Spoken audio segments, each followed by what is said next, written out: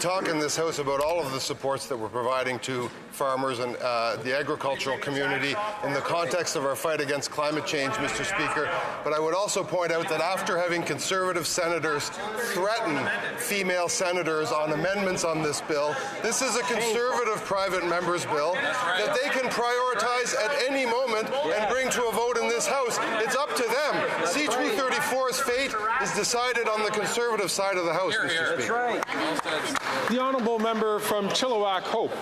Mr. Speaker, this Liberal government is completely out of touch with ordinary Canadians who can't feed their families with phony Liberal photo ops. Canadians are already lining up at the food banks in record numbers, and increasing the carbon tax on farmers and food is only making things worse. 70% of Canadians want this government to axe the tax, and half a dozen premiers are demanding an emergency meeting on the carbon tax crisis. So will the Prime Minister stop hiding and hold a carbon tax conference with the premiers and listen to their plans to axe the tax?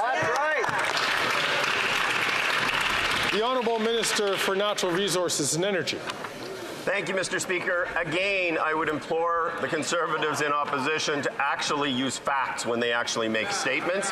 200 economists in this country have validated the fact that the carbon price is the most efficient way to reduce emissions and is done in a manner that is affordable.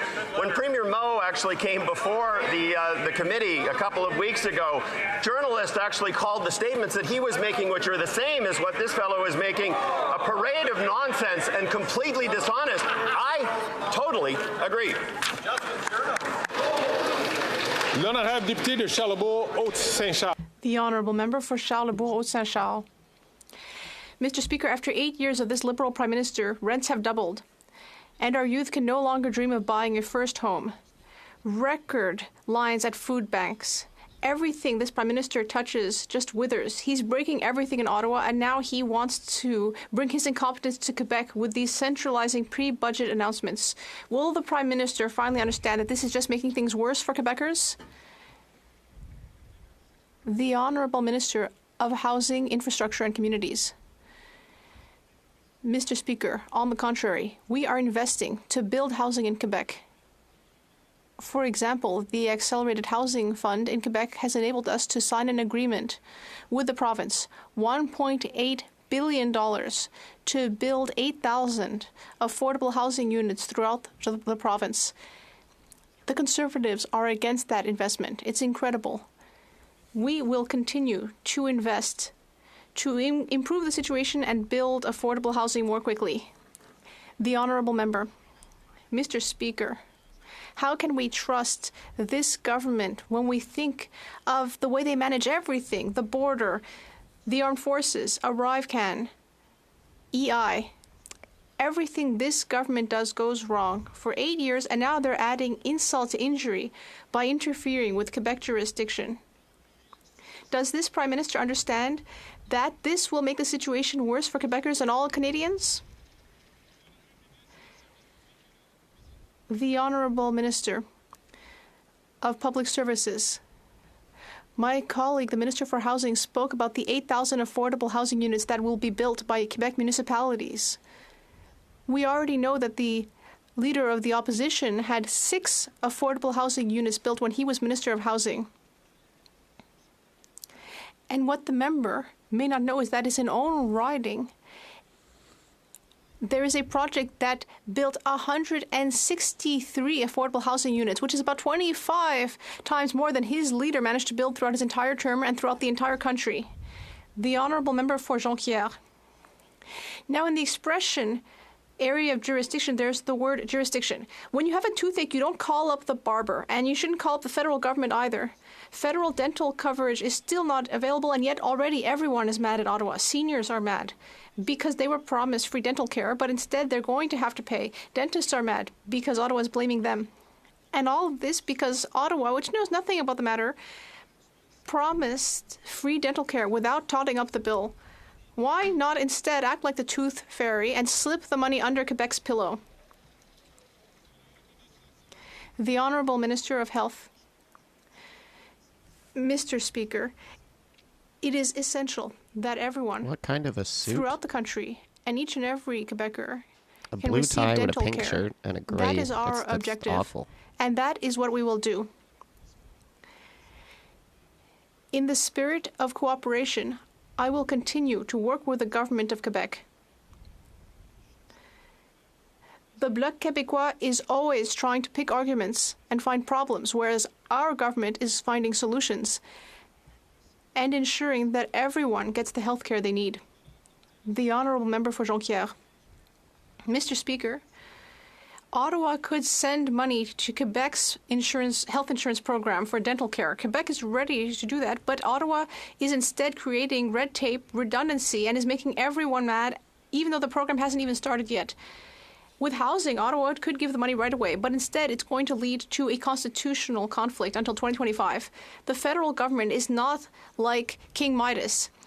Instead of touching things and they turn to gold, it touches things and they turn to mold.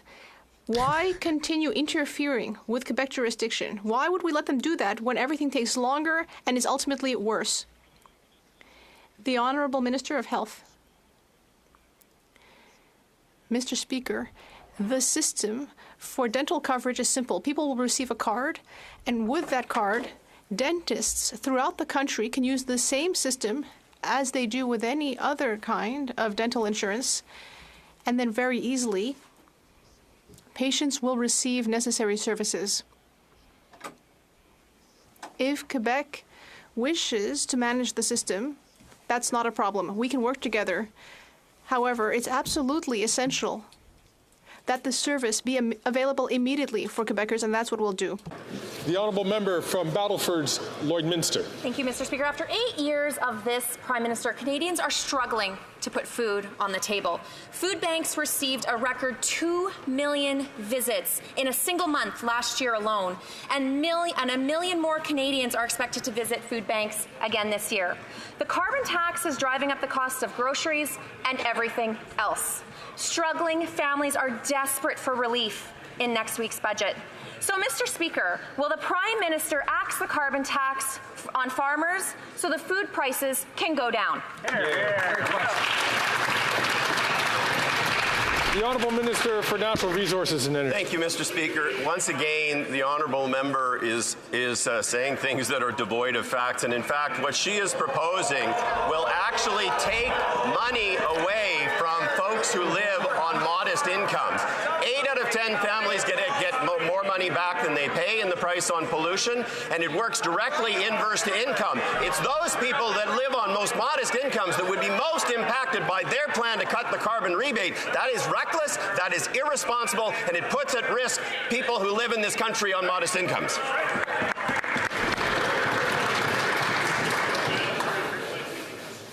The chair did not hear the comments by the minister. Unfortunately, I wasn't paying attention, but there is so important for members to not use language which can be disturbing to the affairs of the House. The honourable member from Battleford's Lloydminster. Actually, Mr. Speaker, Canadians are painfully aware that this Prime Minister and his NDP Liberal government are not worth the cost. Last week's carbon tax hike is driving up the cost of gas, groceries, and home heating. Families are struggling, like I said, to put food on the table, and they cannot afford higher costs. Next week's budget must take the foot off the gas of the rising grocery prices. So once again, Mr. Speaker, will the Prime Minister axe the tax on farmers and make food more affordable for Canadians? Absolutely. The Honourable Minister for Natural Resources and Energy. Thank you, Mr. Speaker. I would suggest to my honourable colleague across the House, who is from the great province of Saskatchewan, that she go and have a conversation with Dr. Brent Dolter at the University of Regina, who has said 8 out of 10 Canadian families get more money back, and it's those that actually live on modest incomes that do the best on a net benefit basis. It is an affordability program, but it is also a program to address the climate crisis, which imperils the future of our children. The fact that these folks have zero plan to address the climate issue and they don't seem to care at all about it is reckless and it is irresponsible.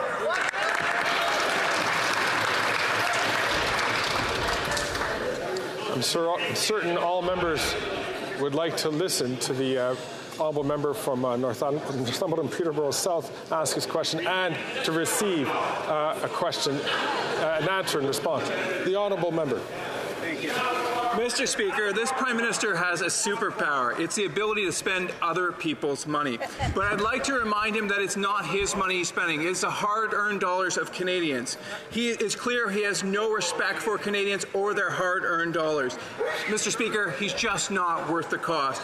Will his government commit to a pay-as-you-go rule in the upcoming budget to help fix the financial disaster they caused?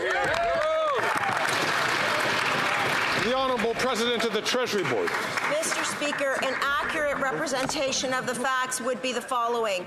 First of all, we have a AAA credit rating. That's by an independent, objective observer of our economy. Second of all, with regards to expenditures, we on this side of the House invest in Canadians, especially in vulnerable Canadians. $10 a day child care, early childhood learning and education, a national school program. Meanwhile, they vote against. They vote against dental care. They vote against pharmacare. Mr. Speaker, every day is a great day to fight for Canadians, and that's exactly what we'll do. The honourable member from Northumberland Peterborough South. Thank you, Mr. Speaker. While the Liberals deflect, deny and gaslight, common sense Conservatives will remain laser focused on the affordability crisis. Bill C-234 is back before this House, and the Liberals have a chance to help Canadians by reducing food costs, by reducing the burden on farmers, which will ultimately make everything more affordable. Will they finally give farmers a break? Will they finally give Canadians a break by reducing and eliminating the carbon tax on farmers? The Honourable Government House Leader. Bill C-234 is a Conservative private member's bill that party can elect to bring to this House for a vote at any time. I would invite the honourable member to talk to his House leadership, and we'll get on with the vote for C-234. L'honorable député de Rosemont. The honourable member for Rosemont-la-Petite-Patrie. Mr. Speaker, rent is expensive, groceries are expensive, everything is expensive. Quebecers are suffering, while the CEOs of big grocery stores are gilding their pockets on their backs. Instead of making this lot pay their fair share, the Liberals are giving them a $60 billion gift. Thank you who? Thank you to the Conservatives who gave this money, our money, when they were in power. Money that could be invested in social and affordable housing, in health, or in the fight against the climate crisis. But no, the Liberals prefer to give it to rich CEOs. Why do the Liberals continue to gild the pockets of big business? The Honourable Minister for Innovation. Mr. Speaker, I'd like to thank my colleague for his question. Mr. Speaker, my colleague will admit that we do invest for the most vulnerable Canadians throughout the country. We also invest in childcare, we invest in housing, and my colleague knows full well that the best way to stabilise grocery prices is to have more competitivity in our country, and that is exactly what we have done with the biggest competitivity reform in history. Everyone here knows that we want to help Canadians, and that is what we are doing and what we'll continue to do.